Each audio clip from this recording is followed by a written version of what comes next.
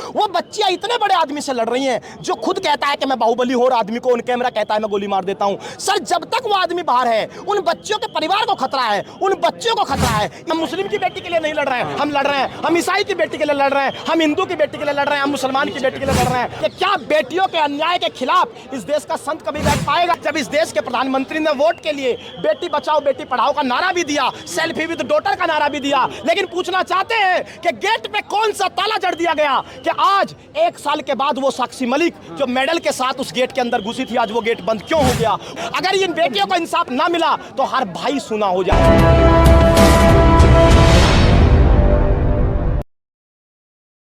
जब अखाड़े में लड़ाई लड़ी तब हनुमान का नारा जय हनुमान लगाया, कल भी हनुमान का आशीर्वाद हो गया। लेकिन इस देश में सिखों के 10 गुरुओं के बिना न्याय की लड़ाई नहीं लड़ी जा सकती।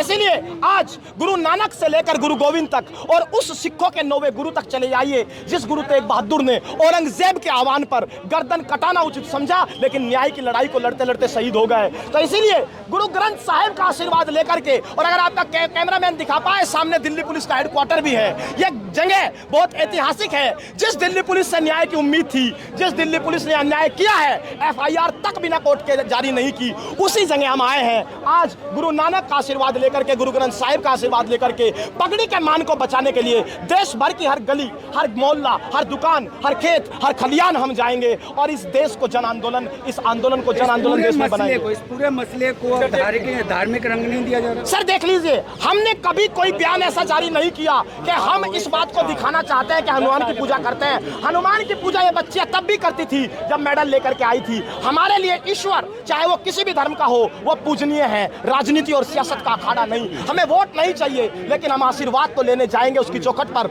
जो हमारे सूत्रधार है। जब उच्चतम पद पर बैठे व्यक्ति जिनको तथाकथित प्रधानमंत्री हम मानते हैं, तथाकथित नहीं लगाते, क्योंकि तथाकथित तब होते हैं जब वो यूक्रेन का युद्ध रुकवा देते हैं। तो देश के प्रधानमंत्री जब उनके नाम का इस्तेमाल एक आरोपी करने लगे तो क्या इस देश के प्रधानमंत्री पद की गरिमा नहीं जाती है? इतने बड़े देश का इतना बड़ा पद, उस पर बैठा इतना सम्मानित व्यक्ति, एक आरोपी कैसे उसके नाम की चादर ओढ़ करके अपने आप को बचा रहा है? ये सवाल है सर, और ये सवाल हम देश के बीच में लेकर के जाएंगे। आज बंगला साहिब गुरुद्वारे पर आने से इस पूरे मसले को कैसे देखते हैं? देखिए, बंगला साहिब गुरुद्वारा मैं फिर कह रहा हूँ, हम आशीर्वाद लेने आए हैं। देखिए साहब, जब भी कोई यात्रा शुरू होती है, इस देश में गांधी ने कहा है कि रघुपति राघव राजा राम, पतित पावन सीताराम, ईश्वर अल्लाह तेरे नाम, सबको सम्मति दे भगवान। तो कोई भी यात्रा गांधी की इसी तरह शुरू होती है, आशीर्वाद से शुरू होगी और फतेह तक जाएगी, ये हम सुनिश्चित करते हैं। तो ये हिंदू राष्ट्र नहीं है, ये सेकुलर स्टेट है, इस तरह देख रहे हैं जी। हिंदू राष्ट्र तो कुछ पागल लोग जिन्होंने संविधान नहीं पढ़ी, किताब नहीं पढ़ी, कानून नहीं जानते, इस भारत की खूबसूरती नहीं जानते, इस तरह के शब्द वो प्रयोग करते हैं। ये भारत सबका है, किसी के बाप का हिंदुस्तान नहीं। चलिए, इतना बड़ा दरबार लगाया जा रहा है हिंदू राष्ट्र के नाम पर जी, और आप कह रहे हैं कि वो पागल है। सर बड़ा दरबार तो आसाराम ने भी लगाया, राम रहीम ने भी लगाया। क्या बड़ा दरबार,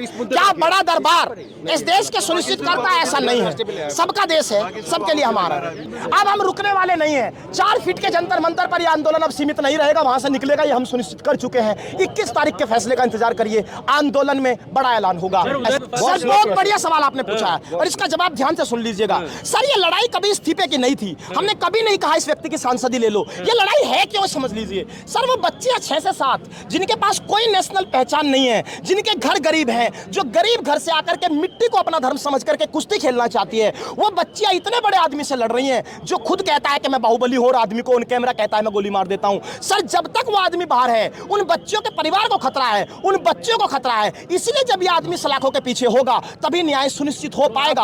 और इसलिए कि बच्चियों की अपनी कोई पहचान नहीं है। अरे बच्चों की मैंने पूरा सब बोला कि नेशनल पहचान नहीं है। छोटी बच्चियां जो प्रैक्टिस कर रही हैं, इन 3 को छोड़ दीजिए, उनके पास कोई नेशनल पहचान नहीं है, उन्होंने अब तक कोई ओलंपिक नहीं जीता। तो इसीलिए उन छोटी बच्चियों के लिए आंदोलन है और जब तक ये सलाखों के पीछे नहीं होगा तब तक उनकी जान की सुरक्षा नहीं मिलेगी। ये सरकार क्या संविधान को मानती है?